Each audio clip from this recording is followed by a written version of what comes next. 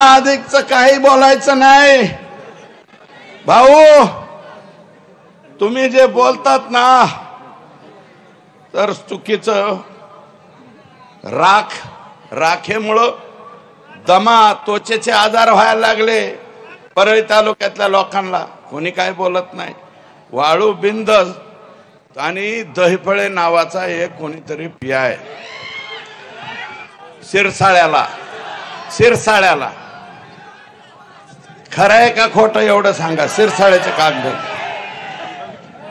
शिरसाळ्याचा दहीफळे पक्षाचं कार्यालय असल्यासारखा वागतो.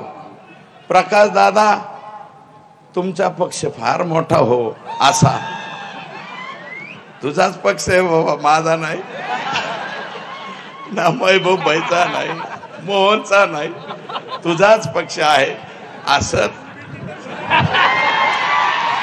वाढवा पक्ष, दहीफळे सारखे आणा पक्ष वाढा. अरे अख्ख्या 300 ट्रक दहीफळेच्या मार्गदर्शनाखाली, 500 ट्रक दहीफळेच्या मार्ग.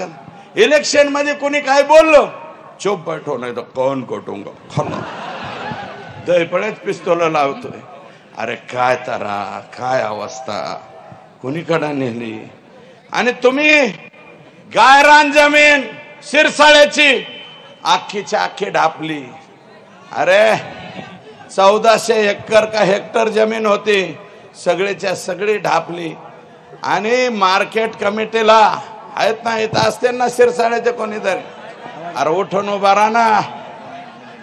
मर्द असला तर उभं राहा. गणपत पाटलाचा मावस भाऊ असला तर उभं राहू नको. तर यांनी 1400 एकर गायरान जमीन हल्ली. सगळे वाल्मिक कराड आणि धनंजय मुंडेंचे बगल बच्चे यांनी जमीन हल्ली आणि कोण सोडलाय. अरे तुम्ही ओबीसी म्हणता, तिथं बंजारा समाजाचे लोक होते. बंजारा समाजाची स्मशानभूमी सुद्धा इकडेच घेतली.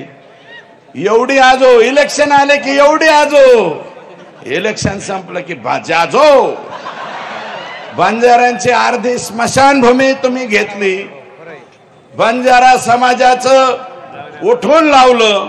पारधी समाजाचं तुम्ही फुले शाहू आंबेडकरांच्या गप्पा मारता.